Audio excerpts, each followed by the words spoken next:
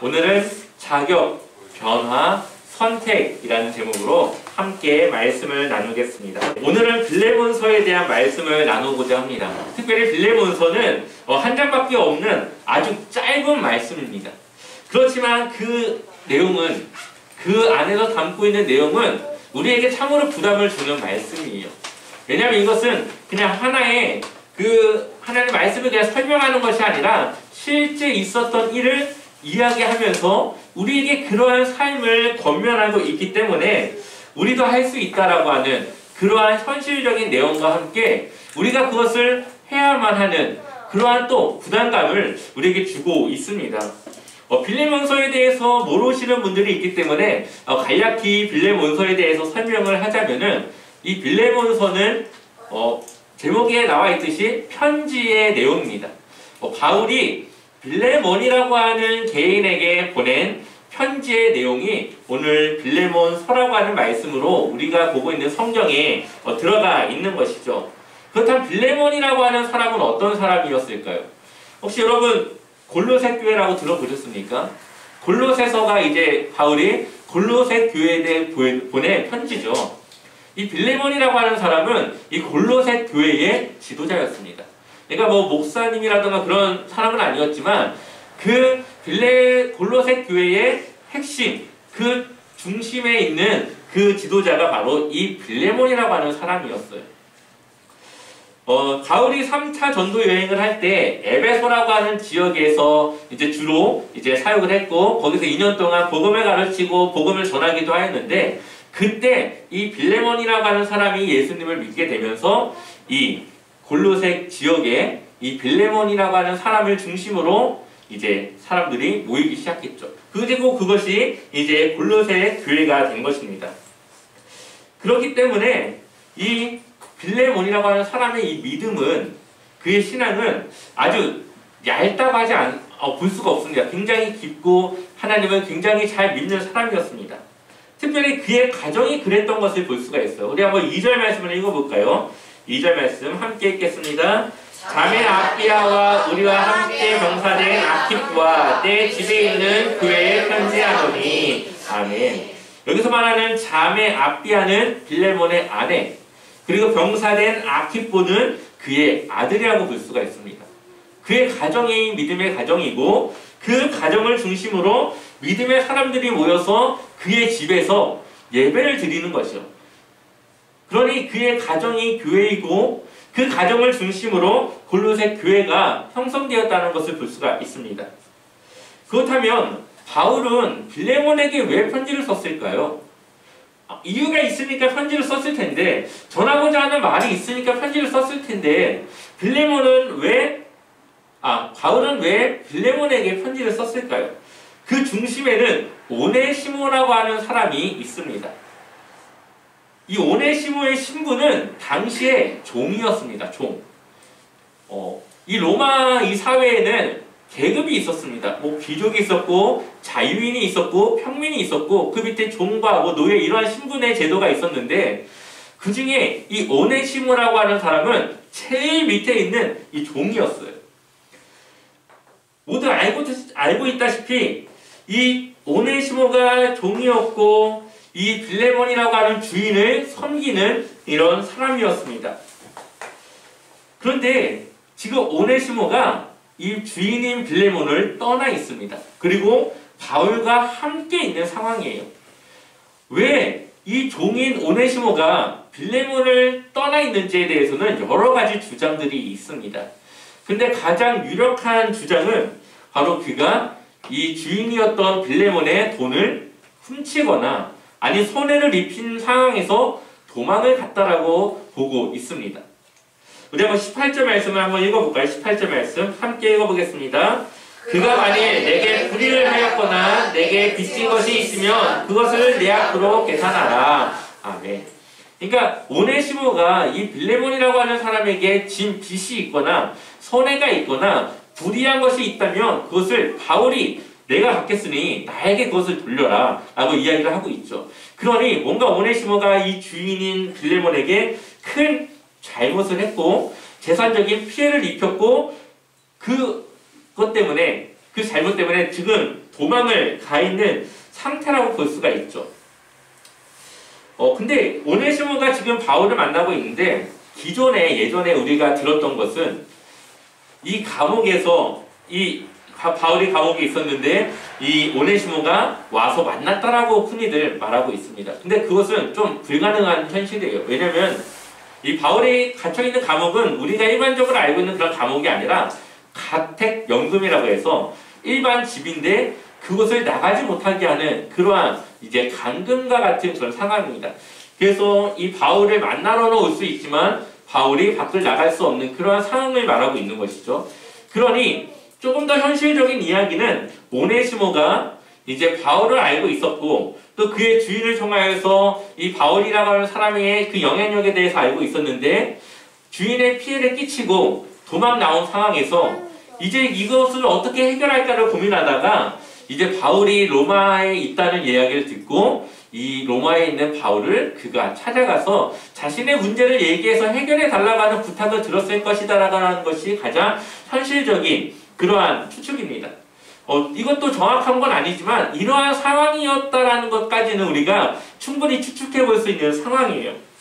그리고 그 가운데 오네시모는 그동안 하나님의 말씀에 대해서 듣지 않았고 믿지 않았지만 바울과의 만남 속에서 그가 복음을 받아들였고 이제 하나님의 자녀가 되었고 그가 이제는 하나님의 그러한 일꾼으로서 일할 수 있는 그러한 상황이 되었음을 바울이 빌레몬에게 이야기를 하고 있습니다.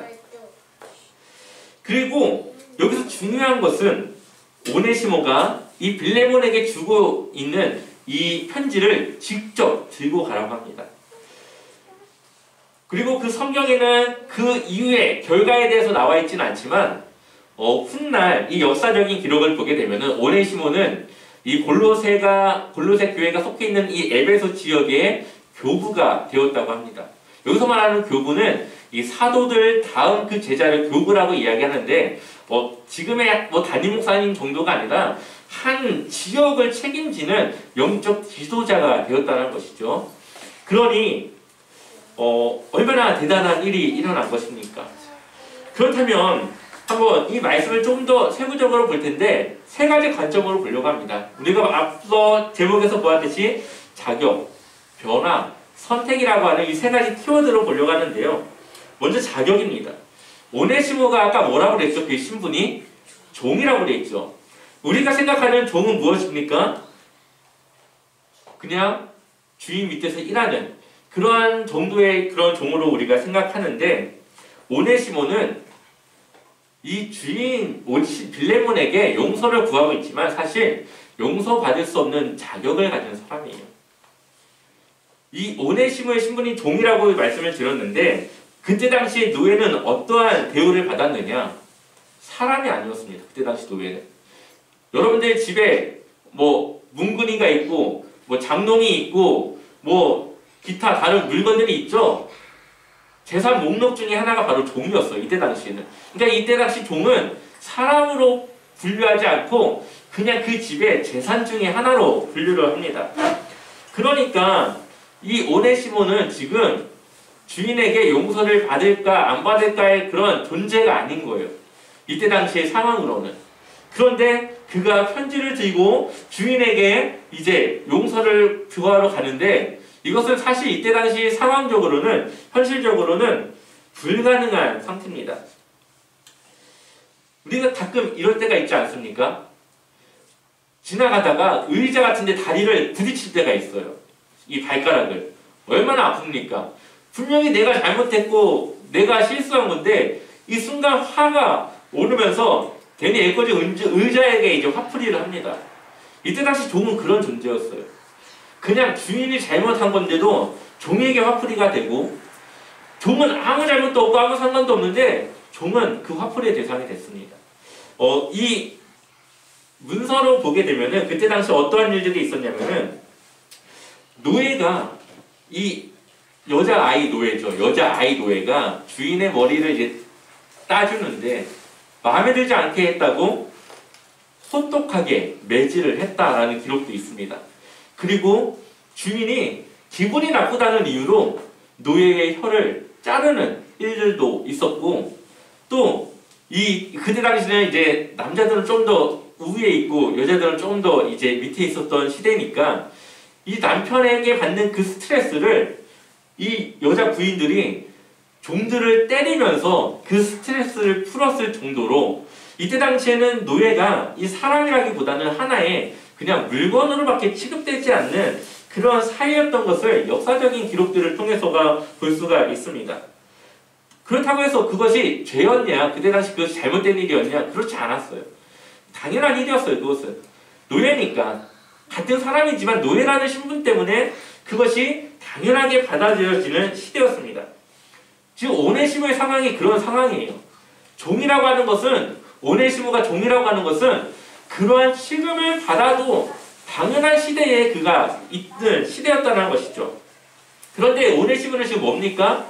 주인에게 손해를 끼쳤죠. 그리고 도망갔죠. 그러니까 그는 엄청나게 큰 잘못을 주인에게 저질렀고, 그가 만약에 그 문서를, 이 바울이 준 편지를 들고 이제 빌레몬을 찾아갔지만 오네시모가 용서하지 않는다고 그를 죽인다 하더라도 그때 당시 그것이 문제가 되는 일은 아니었습니다. 너무나도 그때 당시 그것이 흔한 일이었기 때문이죠. 그러니 오네시모가 지금 바울이 편지를 써주긴 했지만 그 편지를 들고 이 빌레몬이라고 하는 주인을 찾아간다고 하는 것이 얼마나 무서운 일이겠습니까? 두려운 일이었겠죠. 이것은 정말 하나님께 맡길 수밖에 없는 일이었습니다. 그런데 이 오네시모가 그것을 가지고 갑니다. 그런데 이 오네시모가 가지고 온 이 편지를 읽어보니 어떻습니까? 오네시모가 이제 하나님의 자녀가 되었다. 그는 이제 너의 종이 아니라 너의 형제고 나의 신복이고 나의 영적인 아들이다라고 바울이 써놨어요. 오네시모의 삶의 가치가 달라진 겁니다. 빌레몬과의 이 종과 이 주인의 관계는 여전하지만 이게 그리스도 안에서 보면, 이 믿음의 안에서 보면은 오네시모나 빌레몬이나 똑같은 뭡니까? 하나님의 자녀인 것이죠. 그래서 당시 로마 사회, 로마의 문화로 보면 그를 용서하지 않아도 되고 그에게 죄를 물어도 되지만 이제 하나님 안에서, 그리스도 안에서 오네시모도 빌레몬도 하나님의 자녀이기 때문에 세상의 법이 아니라 하나님 나라의 그 말씀의 그 통치 아래 그가 생각한다면 오네시모는 이제 뭡니까? 그의 종이 아니라 그의 형제요, 그의 복음의 동역자요, 같이 주님을 위해 일할 사람이라는 것을 그가 깨닫게 된다는 것이죠. 바로 그러한 내용이 이 바울이 쓴 이 빌레몬서 안에는 들어 있습니다. 그럼 우리 한번 16절 말씀을 읽어볼까요? 16절 말씀 함께 읽어보겠습니다. 이후로는 종과 같이 대하지 아니하고 종 이상으로 곧 사랑받는 형제로 들 자라. 내게 특별히 그러하거든 하물며 육신과 주 안에서 상관된 내게랴. 아멘. 바울이 뭐라고 말합니까? 종으로 대하지 아니하고 종 이상으로 곧 사랑받는 형제로 둘 자라. 특별히 바울에게 그러한 존재거든. 너라면, 빌레몬 너라면 어떻게 하겠느냐라고 지금 말하고 있는 것이죠. 그 이어서 17절을 보게 되면은 더 심하게 말합니다. 내가 나를 동역자라 할진대. 여기서 말하는 동역자는 이 리더, 이때 당시 이 바울이 가지고 있는 권위를 가진 그 리더로 알진대 그를 영접하기를, 오네시모를 영접하기를 어떻게 하라고요? 나를 대하듯 하라. 지금 오네시모는 종이고 자신의 물건, 재산 목록 중 하나인데 그를 바울과 같이 대하라고 말하고 있죠. 오네시모의 신분이 어떻게 됐습니까? 바뀌었습니다. 여전히 종과 주인의 위치에 있지만 그리스도라고 하는 그 복음 안에서 보면은 오네시모는 이제 빌레몬의 종이 아니라 주님의 일을 위한 종으로, 그러한 신분으로 바뀌었음을 지금 말하고 있는 것이죠. 이 오네시모라고 하는 이름의 뜻은 유익한, 이익이라고 하는 뜻을 가지고 있습니다. 근데 그가 그 전에는 유익하지 못했죠. 주인에게 피해를 끼쳤고 재산을 그가 탕진하는 그러한 일들을 그가 했습니다. 그런데 그가 그리스도 안에서 복음을 듣고 주님을 받아들이고 이제 복음을 위한 유익한 종으로서 그가 그의 이름에 맞는 삶을 되찾게 됩니다. 하나님의 자녀가 된 오네시모를 이제 바울조차도 함부로 할 수 없는 복음의 동역자가 된 것이죠. 그렇기 때문에 빌레몬이 사회적인 문화로는 오네시모의 주인일지 모르겠지만 그리스도와의 그 관계 안에서는 그가 자신이 주인이라는 것을 주장할 수 없고 그리스도의 주인으로 그가 인정한다면 오네시모나 빌레몬이나 똑같은 사람으로서 그가 대할 수밖에 없다라는 것입니다. 그것을 16절에서 17절에서 말하고 있는 것이죠. 그러면서 바울은 이제 빌레몬에게 선택해야 된다 말하고 있습니다. 21절 말씀 함께 읽어보겠습니다. 함께 읽겠습니다. 나는 내가 순종할 것을 확신함으로 내게 썼노니 내가 말한 것보다 더 행할 줄을 아노라. 아멘. 바울은 이제 그리스도 안에서 어떻게 그 관계가 바뀌어졌는지 빌레몬 이제 오네시모가 어떠한 사람이 되었는지 모든 것을 말했어요. 그리고 이제 빌레몬에게 그 모든 것을 넘깁니다. 빌레몬아, 네가 정말 하나님을 알고 그동안 너가 나에게 보여진 그 주님에 대한 사랑과 복음에 대한 열정과 여러 가지 너의 믿음의 행위들 내가 아는데 이제 너가 어떻게 할지 이제 선택해야 된다라는 것을 말하죠. 나는 너가 순종할 것을 안다. 그래서 너에게 이러한 편지를 썼다. 내가 이렇게 말했지만 너는 내가 말한 것보다 더 후하게 그에게 대할 것을 내가 믿는다라고 쓰고 있습니다. 당시 이 사도라고 하는 위치는 굉장한 위치였습니다. 왜냐하면 하나님의 말씀을 전할 수 있는 자가 사도밖에 없었기 때문이죠. 이 사도들이 없으면 그들은 하나님의 말씀을 받을 수가 없는 상황이었어요. 그러니 이 사도 바울은 얼마나 이 빌레몬에게 영적인 권위를 가진 엄청난 사람으로 느껴지지 않았겠습니까? 그런데 바울은 그러한 권위로 그에게 말하는 것이 아니라 빌레몬이 가진 그 믿음의 그 수준과 깊이에 따라서 너가 선택하라고 말하고 있습니다. 그 시대에 그것이 얼마나 어려웠겠습니까? 종인데 그를 죽게 대하듯 그를 바울을 대하듯 하라는 것이 얼마나 그에게 큰 요구였겠습니까? 지금 우리가 생각하는 그러한 상상 이상의 그러한 엄청난 사회적인 파장이 있는 그런 일이었습니다. 그런데 빌레몬은 그가 보여줬던 성품과 같이 그 믿음과 같이 그동안에 그가 보여줬던 그런 복음의 사랑과 같이 그는 순종하였고 오네시모를 그가 받아들였고 그것을 통해서 오네시모가 그런 교부가 되어지고 하나님의 복음을 전하는 귀한 하나님의 사람으로 세워질 수 있었다는 것이죠. 바울은 처음부터 자신이 가지고 있는 그런 헌신과 희생에 대해서 말합니다. 바울 자신은 복음을 때문에 이렇게 갇힌 자가 되었지만 너도 나처럼 복음을 위해서 희생해야 된다는 것을 말하고 있고 그리고 이 복음을 들은 빌레몬은 바울의 말에 순종하였고 하나님의 말씀에 순종하여서 이러한 아름다운 주님의 그 복음의 사랑을 전하는 것을 보게 되어지죠. 우리가 그리스도인으로 사랑한다고 하는 것은 내 생각을 주장하는 것이 아니라 하나님의 말씀을 내가 따르는 것입니다. 그래서 내 마음에 그 힘든 그런 감정이 있지만 그것을 내려놓고 그것을 용서해 줄 수 있고 그것을 베풀어 줄 수 있는 그런 마음이 우리에게 있어야 됨을 말하고 있죠. 이것이 주님의 제자된 삶이고 그리스도 안에서 살아가는 그리스도인의 모습입니다. 하나님의 말씀과 권위에 순종하는 것이죠. 우리 모두는 오네시모와 같은 자였습니다.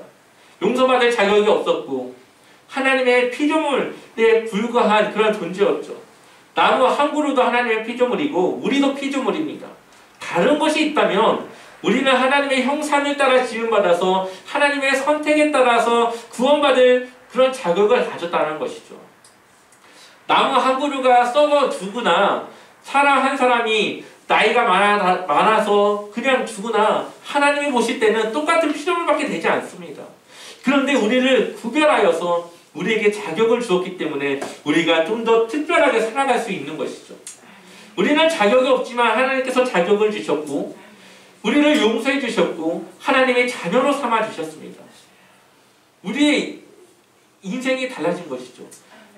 하나님, 이 세상의 모든 것을 만드신 하나님의 자녀가 된다고 하는 것은 우리는 더 이상 하나님이 만든 많은 피조물 중에 하나가 아니라 하나님의 한 사람 된 자녀가 되었다는 아주 놀라운 우리의 신분이 바뀌어졌다는 것을 우리에게 알려주고 있는 것입니다. 그리고 하나님은 우리에게 말하죠. 이제 우리가 세상을 살아가면서 복음을 따라 살아가면서 우리 또한 이 빌레몬과 같이 선택해야 됨을, 하나님의 말씀을 따를 것인가, 세상의 논리와 이치를 따라 살아갈 것인가, 이 두 갈래 사이에서 우리가 무엇을 선택할지를 하나님은 우리에게 말하고 있습니다. 우리 한번 6절 말씀을 읽어볼까요? 6절 말씀 함께 읽어보겠습니다. 이로써 내 믿음의 교제가 우리 가운데 있는 선을 알게 하고 그리스도께 이르도록 역사하느니라. 아멘. 이 6절의 말씀을 좀 이 원어적으로 직역을 하면 이렇습니다. 그리스도인은 그리스도 안에서 살아가는, 그리스도인은 그리스도 안에서 선을 행하며 살아갈 때에 에너지를 얻고 살아갈 수 있다라고 이제 번역할 수 있어요, 이것을.